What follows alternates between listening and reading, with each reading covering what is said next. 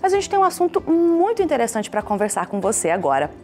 Já pensou você sair em missão, conhecer novos lugares, novos povos e principalmente ajudá-los a crescer cada vez mais? É sobre isso que nós vamos conversar agora com o padre André Panassolo. Falei corretamente o nome seu? Corretamente. Tudo bem? Seja bem-vindo. Bom dia. Obrigado, Tudo jóia? Obrigado. Padre, você escreveu inclusive um livro falando dessas memórias que você juntou numa viagem missionária que fez ao Amazonas, não é? Correto. Como é que foi essa viagem? Eu tive uma experiência entre os indígenas de 1 ano. E, na verdade, eu digo que eu não sou o escritor dessas histórias, eu sou o leitor, o primeiro leitor. E conhecendo a dor desta gente, a fé desta gente, eu resolvi dividir tudo isso com as pessoas, porque são experiências que nos levam ao encontro com Deus e uma revisão muito profunda da nossa vida.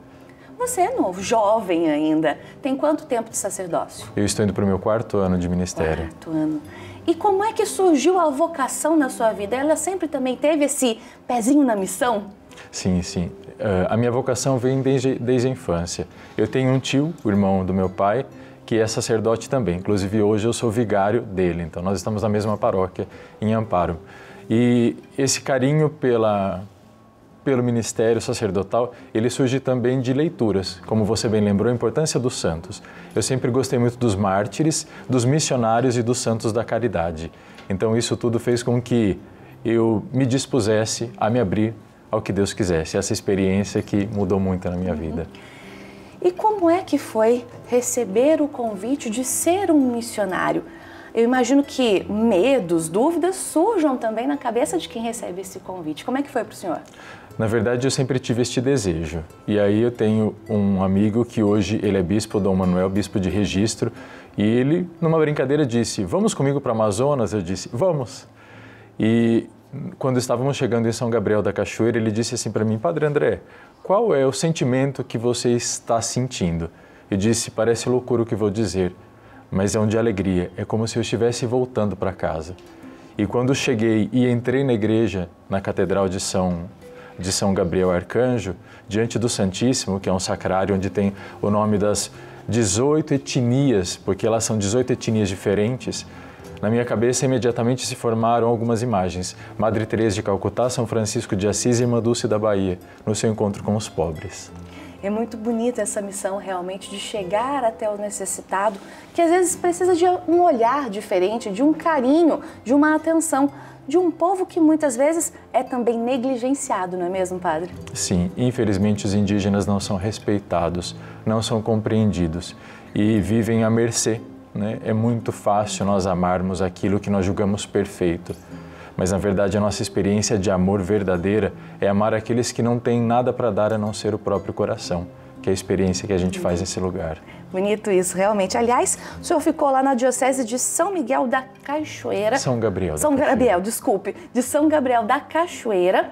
E eu imagino que chegar ali, diante dos indígenas, tenha sido uma experiência única, porque a cultura é completamente diferente. Inclusive, você usou o termo enculturação no seu livro. Sim.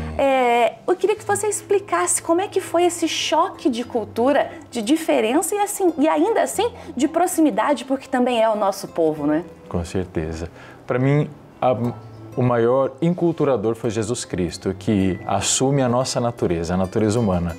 E aí a gente pode dizer, sim, é possível, porque se Deus se fez homem, por que nós não podemos nos fazer com o outro como ele é? De fato, é uma culinária muito diferente, são formas de viver diferente. E para eles, infelizmente, a cultura branca deixou muitas marcas negativas. Então, até nós os ganharmos, demora um pouco. Mas quando a gente os ganha, eles dizem que a gente é parte deles, eles nos chamam de parente. Que lindo, que lindo. Aliás, a gente tem umas fotos que o senhor trouxe pra gente para poder acompanhar um pouquinho desses momentos. Eu queria que o senhor falasse um pouquinho dessas fotos aí pra gente. Que momento é esse? Que foto é essa? Esta foi, logo que cheguei, foi um momento de itinerância nas comunidades ribeirinhas. Então o meio de locomoção é por barco, né? Então, sim, sempre muito desafiador. É também essa realidade muito interessante, né? E essa foto? Padre? Esta é a matriz Nossa Senhora Aparecida do Areal, em São Gabriel da Cachoeira, periferia, né? Ali na região amazônica. Uhum. E a matriz, ela também tem essa característica de ser também indígena, como uma oca, né? Sim, exatamente, exatamente. E essa foto, padre? Esta é uma capelinha que fica numa comunidade também à beira do rio, que foi uma das experiências mais profundas que tive de Deus, porque não tem nada e a gente sente Deus, inclusive, em cada buraco que tem na parede. Eu imagino que seja uma experiência lindíssima. Isso. E olha só quantas pessoas... Esses são os jovens, a juventude, sempre muito ferida, né, pelos preconceitos, mas ainda conservam o dom de sonhar. Padre, o senhor falou a respeito da juventude e dos sonhos, e o livro do senhor também fala a respeito de sonhos. A gente não pode de maneira nenhuma roubar os sonhos dessas pessoas, que apesar de ter realidades diferentes, também têm os sonhos, cada um com a sua particularidade, mas são sonhos, né? Sim, eu acredito piamente no sonho. Eu digo que eu sou um sonhador incorrigível. Acredito que se os sonhos existem dentro de nós, foi porque o próprio Deus os colocou. E os sonhos são as asas que Ele nos concede para alcançar a felicidade e, por consequência, encontrá-lo. E encontrar o nosso lugar no mundo. Sem dúvida. E a gente sabe que os sonhos, principalmente os sonhos de um adolescente, de um jovem, faz parte do crescimento da vida de cada um. E lá, como é que funciona este crescimento? Como é que chega também, vou dizer uma coisa que eu não sei se é correto, mas como é que chega a civilização até lá? Porque obviamente, são civilizados, mas como é que chega essa civilização, a internet, a televisão, como é que chega até lá? Ou não chega, né? Chega com muita dificuldade, mas chega. Nós temos essa tentação de dizer, né, da questão da civilização. Inclusive, muitas pessoas me perguntavam assim, mas eles vivem como bicho? Eu digo, na verdade, a nossa forma de pensar é errada, porque foi exatamente aqueles que a gente diz que são menos civilizados que eu aprendi o que é ser humano. E os meios são muito escassos, são muito limitados, mas chegam, com muita dificuldade, mas chegam. A informação demora muito a chegar. E isso às vezes não, com certeza atrasa também até o crescimento muito dos jovens. Sim.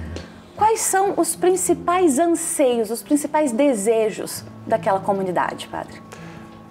Infelizmente, os indígenas, muitos deles acreditam hoje que sonhos são apenas uma realidade onírica, que não acontece. Porque lá o sofrimento é um elemento, é uma personagem muito forte. Então, muitos deles não sonham mais, não desejam mais do que viver a vida e esperar pela morte. O alcoolismo é uma chaga que destrói famílias. Então, são jovens e crianças que veem a sua vida devorada pelo álcool. São maridos que espancam suas esposas pelo álcool. E, infelizmente, as esposas que denunciam, simplesmente o boletim de ocorrência some no outro dia. São mulheres marcadas pela dor, mas que ainda se sustentam pela fé. A fé realmente é o nosso sustento, é o que nos levanta, o que nos impulsiona. E o papel da igreja nesses lugares, ele é fundamental, porque chega lá justamente para amparar todas essas pessoas. Inclusive, ainda esse ano nós teremos o Sínodo da Amazônia. Sim. E como é que esse sínodo pode ajudar também essa população, não só essa, como todos os indígenas? Certamente isso nos leva a olhar para a Amazônia. O maior número de missionários brasileiros vai para a África. E na Amazônia o que nós temos são missionários estrangeiros, são italianos, são ingleses, são espanhóis. Eu acho que isso faz com que nós que somos da casa olhemos para os nossos. Claro que amor é como uma fogueira. Ele aquece quem está lá no fundo, mas ele aquece primeiro quem está perto. Então acho que isso nos conscientiza de que nós temos que cuidar dos nossos. Agora, padre, por que o senhor resolveu reunir todas essas histórias num livro? Estando em São Gabriel da Cachoeira, logo que cheguei, né, no ano anterior, eu fui celebrar numa comunidade, era até dia de Pentecostes, muito pobre, São José, na periferia. E quando eu voltei para estar lá, eu descobri que aquela capelinha havia sido consumida pelas chamas, com tudo que tinha dentro, inclusive com o sacrário e as hóstias consagradas. E aquela gente, a alegria deles era ter o seu pedacinho para poder se encontrar com Deus. E muito movido por isso, porque via muito aquelas velhinhas dizendo: eu vou morrer, padre, não vou mais ver a nossa igrejinha. Então resolvi juntar muitos relatos, escrever um livro e toda a renda vai ser destinada para a construção dessa capela dedicada a São José. Era isso justamente que íamos perguntar agora para o senhor. Esse livro tem essa renda toda especial também para essas pessoas que ajudaram a construir essas memórias do senhor, né? Sim, são as memórias deles. Este livro pretende ser um relicário e aqueles que me deram Deus o tempo todo, eu acredito que é o mínimo que eu posso fazer é devolver um templo para que eles possam se encontrar com este Deus que eles me deram durante todo o tempo que estive lá. Agora, eu tenho certeza que quem está em casa gostaria muito de conhecer um pouco mais dessas histórias e, inclusive, adquirir o livro. Como é que pode fazer, padre? São pelas redes sociais, então pode procurar no Instagram, @Padre André Ricardo, e também pelo telefone que é 19,